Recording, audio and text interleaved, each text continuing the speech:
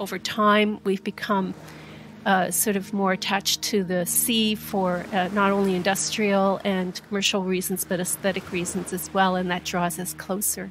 What does that mean? What does climate change impacts along the shore mean for that way of life? How serious a problem is it? How can we improve the situation by perhaps learning to live more responsibly and sustainably along the shoreline? And when we really can't move things or make a direct change on the material and the development that's there, what do we need to do? Believe it or not, we are actually sinking. We're on something called the forebulge of that depressed crust. So the idea of relative sea level rise takes into account global sea level rise and the local adjustment of the crust. Unfortunately, for the sort of southern Maritimes, we are sinking. The crust is sinking at 10 to 15 centimeters per century. But of course, that compounds the problem of global sea level rise. Welcome to Beyond Research, a podcast brought to you by Research Nova Scotia. Today we will be speaking with leading researchers who are helping us better understand, plan and prepare for rising sea levels. Using the province of Nova Scotia as a case study, first we explore coastal flood risk mapping and how it can help us gain a deeper understanding of how future scenarios will likely play out on our shorelines. Then, we look at the ways we can use this information to better plan and adapt to the world as it will be in the coming decades. Nova Scotia and its 13,300 kilometres of coastline is home to many coastal communities. Of these communities, some are already facing the impacts of changing sea levels, storm surges, and climate change firsthand. This episode explores how sea level rise has affected our province to date, and proposes collaborative approaches we should consider implementing to mitigate the impacts on our communities, our industries, and our way of life. So, what is sea level rise, and why should the public pay attention? Simply put, sea level rise is the progressive rising of the ocean water level, and there are two types of sea level rise to consider. The first is global sea level rise, which as it sounds provides global projections. The second, relative sea level rise, is regional in focus and involves the relative position of the Earth's crust to the sea level. Relative sea level rise is of particular concern in the southern Maritimes, because believe it or not, we are sinking 10 to 15 centimetres per century. We must also account for extreme weather events. During these extreme events, factors such as high tides, full moon, strong winds, and low atmospheric pressure can lead to storm surges and wave run-up. This gradual sinking, coupled with extreme weather events, actually compound the problem of global sea level rise on Nova Scotia. What we really need to think about is relative sea level rise, and we see a very nice, straight, linear trend that shows us relative sea level has been rising since that early part of the 1900s at about a foot per century. Of course, the big question, though, is how is sea level rise going to change? Is the rate of sea level rise globally going to accelerate as we heat up the climate more? And that, of course, is the million-dollar question that there is still some uncertainty, but I think the science is narrowing in, and not too many people will dispute the idea of a 1 meter global sea level rise by 2100 as an example. This is Dr. Tim Webster, lead research scientist with Nova Scotia Community College's Applied Geomatics Research Group. The Applied Research Group is associated with the NSCC's Geomatics Training Facility, the Centre for Geographic Sciences. Dr. Webster's research focus includes LiDAR and other high-resolution remote sensing and geographic information system techniques for mapping, monitoring, and modelling processes in the coastal zone, with an emphasis on flood risk and erosion. With his team, Dr. Webster creates maps overlaid with sea level rise predictions, high tides, and storm surge numbers to show where flooding will occur. His work has helped model what sea level rise could look like across Nova Scotia. Now, I use the word geomatics, and if you are like me, you probably have no idea what that means. So we're going to let Dr. Webster shed some light on his work. So geomatics is, for those not familiar with that term, it's basically the science of mapping. And we have really developed a strong expertise in mapping high-resolution elevation models.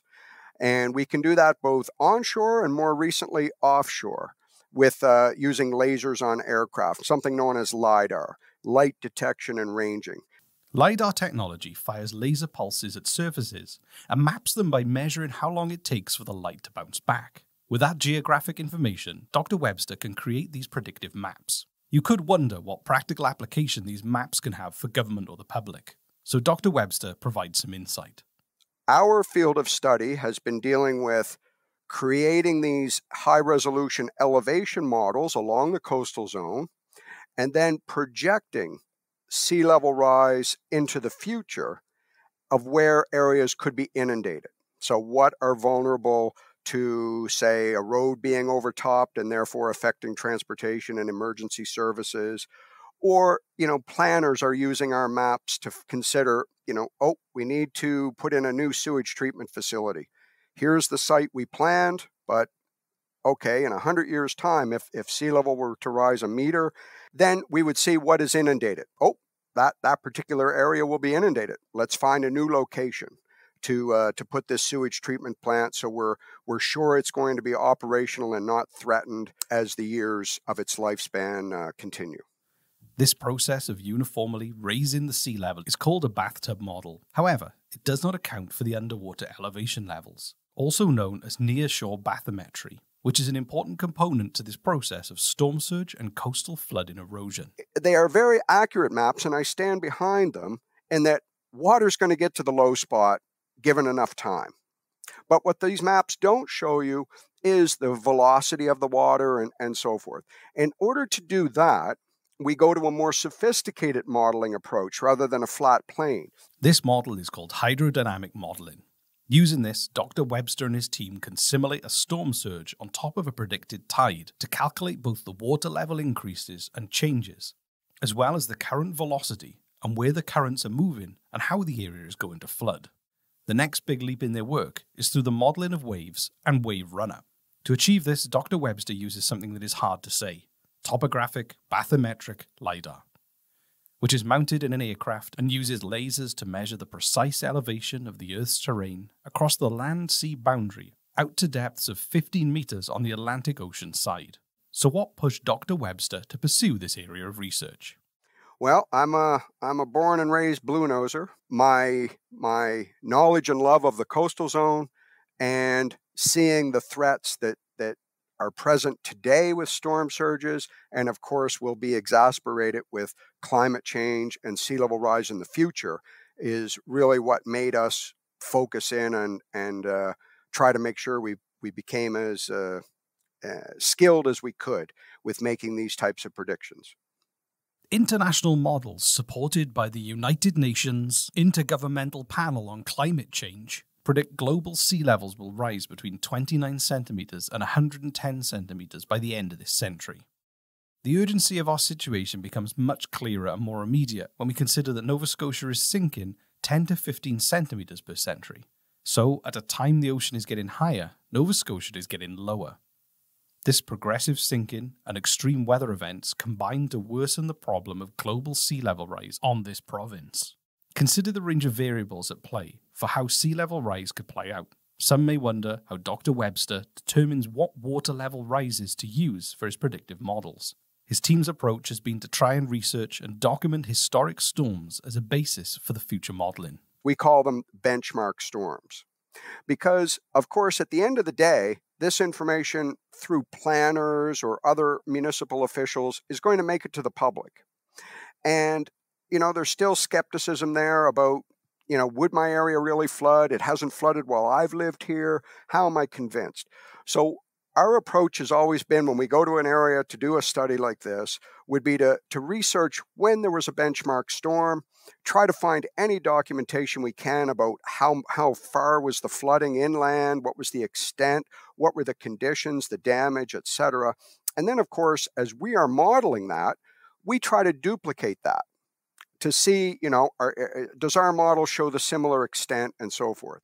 So, Will we be able to fully halt the effects of sea level rise on our province going forward if we act now? The best we can do is slow down Mother Nature. There's no way we're going to stop it, in my opinion, but we can slow it down and perhaps protect infrastructure for some more decades. And then, of course, if we have those maps, if we are going to build new infrastructure, we build it in a smarter place where it's going to be less vulnerable for a longer period of time as these processes continue. With this topobathymetric LiDAR, Dr. Webster and his team have surveyed some areas, but he sees an opportunity for a systematic approach to coastal mapping everywhere in the province. On the positive side, all 3 maritime provinces now have topographic LiDAR across their entire land masses. So the high-resolution elevation data exists in order to make these flood maps. So that's a big step forward for us. But those other areas, more information on tide gauges, more information on the impacts of storms and how far they flooded, advances in technology to be able to map the nearshore bathymetry. Those are some of the things we're really excited about as part of our research program.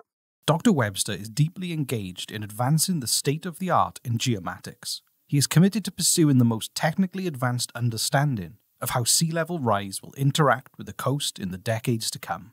It's an important topic.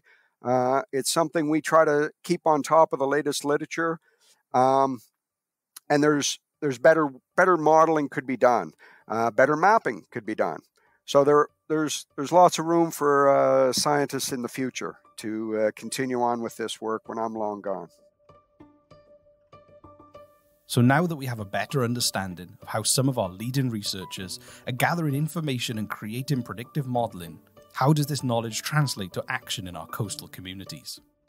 In coastal regions, we have been building right up to the shoreline pretty well. Our activities are right along the shore, our roads, our infrastructure. You just have to go into any coastal region, like here in Atlantic Canada and on the west coast of Canada for sure. And we have a history here, of course, of settlement that has been tied to the shoreline. So that infrastructure that's in place is now at risk of being impacted by the rising sea level, as well as when we have storms, the storm waves and the storm surge will be pushing further inland as the sea moves. The sea line, the coastline, the tide line moves further inland. So then our infrastructure becomes impacted, and that impacts our economies and our health and safety. This is Dr. Patricia Manuel, a professor in the School of Planning at Dalhousie University. Dr. Manuel conducts research in environmental planning with a focus on climate change adaptation planning, wetlands interpretation and management, and watershed planning and management. She also researches community planning, design, and health. Her recent work has focused on climate change impacts along the coast and the vulnerability of coastal populations and communities to sea level rise and coastal flooding. By and large, some communities along our coast are experiencing a lot more coastal erosion more frequently to a greater degree than what they were experiencing previously. So they're seeing land being sloughed away from in front of their roads, in front of their houses. So how do we deal with that? There are engineering approaches that one can use, that communities and governments and individuals can use to address this. And there are also land use planning approaches, and there's behavioral change. The pursuit of fully understanding sea level rise and how to go about addressing it remains a difficult, nuanced debate, with clear trade-offs to be made. With the knowledge we gain from modelling such as Dr. Webster's coastal flood risk mapping and the complexity and range of solutions for how to address it, which Dr. Manuel discusses, we are provided with the tools to better prepare. But there is still no single solution, and as the sense of urgency continues to grow, we must keep exploring these evidence-based solutions and having these tough discussions on how we will make an effective effort to prepare for generations to come. When you live along the coastline, you're always seeing impacts of coastal processes, but people are beginning to perceive them as being more frequent, more aggressive. That hopefully will lead us to more action because people are recognizing that now we really do have to do something. With this sea level rise and erosion that we are continuing to face on our shoreline comes another problem. Our natural coast and its natural defences are left little to no room to retreat further inland in areas with direct coastal infrastructure.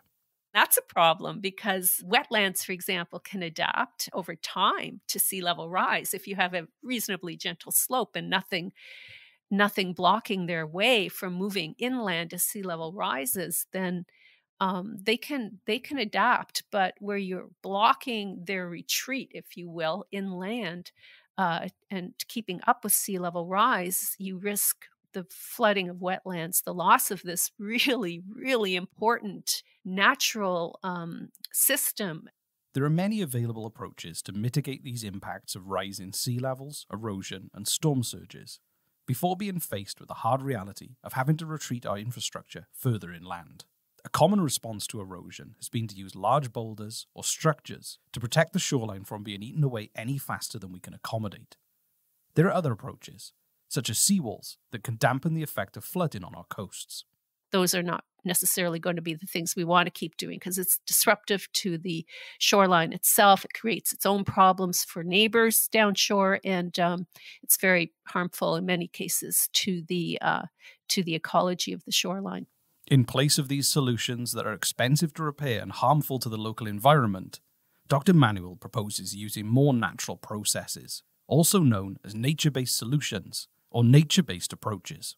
You know, where we used to drain wetlands and infill that site and put in new land, now we're looking at reinstalling or encouraging wetlands to grow in front of the shoreline again, or reintroducing them where they used to be, or knowing that, you know, if you give them the chance to grow there, they would with a little bit of help. And those wetlands, salt marshes, for instance, that they have the effect of being a first line of defense against energy at the shore. So I think we need to have a lot more examples of these approaches that show less reliance on physical engineering, hard engineering approaches, and looking more to nature to help, you know, address the problem.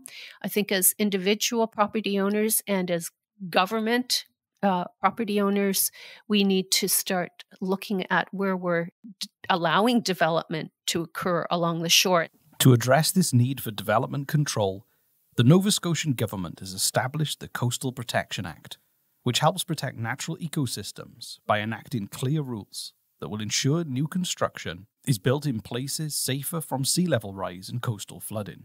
When we look at places that are leading the way in fortifying their coasts with nature-based solutions, Dr. Manuel points to Mahone Bay. The town of Mahone Bay, for example, is one place that's already, it's starting now to do an installation of, we call them living shorelines in the Mahone Harbor. So that is an example. Mahone Bay has been showcased in some cases as being quite progressive in trying something different. I mean, they've got this incredible historic waterfront that they do need to protect, so they know that there's something that they have to try that's different. And this will not only address some of that energy that at the shoreline, but it's also going to provide habitat. Dr. Patricia Manuel points to examples of innovative coastal adaptation work in Nova Scotia, like that of her colleagues at the TransCoastal Adaptation Centre for Nature-Based Solutions at St. Mary's University, which is under the direction of Dr. Danica Van Proestige. Research and practitioners with TransCoastal are helping build climate-resilient coastal communities and ecosystems by protecting, enhancing, and restoring natural processes. TransCoastal is advancing work in coastal adaptation of dikelands through dikeland realignment, for example. What that's involving is understanding, you know, where is it that we can actually find opportunity to,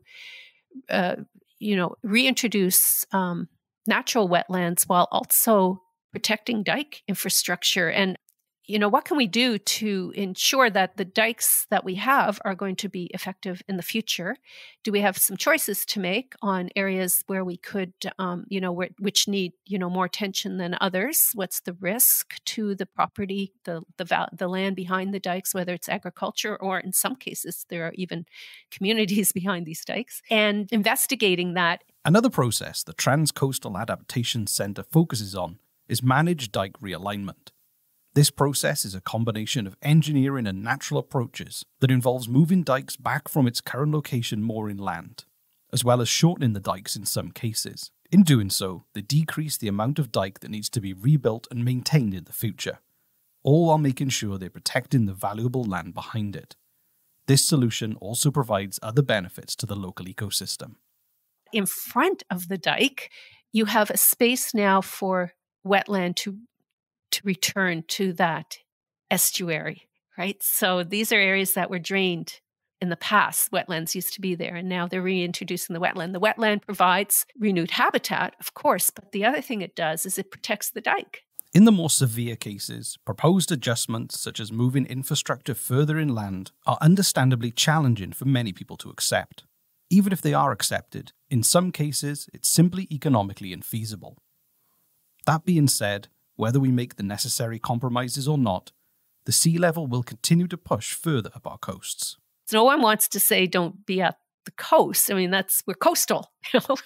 Islands and peninsulas are coastal, and that's what we define ourselves by, the ocean and our relationship to it. So it's really important to be able to have that connection and keep it that way. But we need to keep the spaces that coastal marine and coastal industries need for access to the shore. We don't want to be encroaching on those if we can avoid it. And then for those other uses that don't need to be so close, let's move back a bit. Some places may need to think about moving their communities or certain areas back entirely.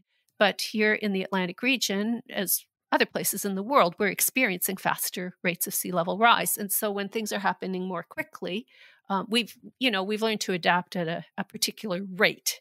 And now we're going to have to adapt a lot more quickly to accommodate that change. The expectations of a global 1 meter sea level rise by 2100 is widely accepted by the scientific community. This, coupled with the fact that the Southern Maritimes is slowly sinking, paints a stark picture for our future if this goes unchecked. It may not be possible to fully halt a force as strong as the sea encroaching on our coasts, but with the help of experts like Dr. Manuel and Dr. Webster, we continue to gain a deeper understanding of where we can make a tangible impact and where we may need to consider conceding some land for the well-being and longevity of our coastal communities. It will require strategic, evidence-based approaches from government, industry, and the public to collectively ensure that our communities prosper for generations to come. In issues as nuanced as sea level rise, we may not agree on a single approach, but by continuing to research, explore and implement solutions, and further the debate, we better position ourselves going forward. Living on and near the coastline is deeply rooted in who we are as a people, and we must carefully navigate how we maintain this identity while coming to terms with the changing landscape of our future. I imagine most Nova Scotians have driven along some of the road network and, kind of look off to the side past that railing and think, whoa, if you ever went over here, you would be in trouble. And of course, that infrastructure is at risk as we move forward with sea level rise. I don't think we really have a good handle on how much of that there is and what the assets are that are at risk. So to do that, we need to map it first. Then we can start thinking about mitigation and adaptation. It's really about trying to figure out how to ensure that moving into the future, we're living in the coast in a sustainable way, but still able to enjoy it, still able to draw all the benefits from it for our culture and our society and economy. It's also a case of multi-generational responsibility. I'm here now, and I have some experience and expertise in the area. And if I can lend that to improving the future for our future generations and our children and their children, then I want to be a part of that too. Thank you for listening to Beyond Research, brought to you by Research Nova Scotia. We wanted to say a special thanks to Dr. Patricia Manuel and Dr. Timothy Webster. To learn more about the research you've heard on this podcast, visit researchns.ca/Beyond Research. I'm Rhys Waters, and we'll see you next time. This has been a Podstarter production.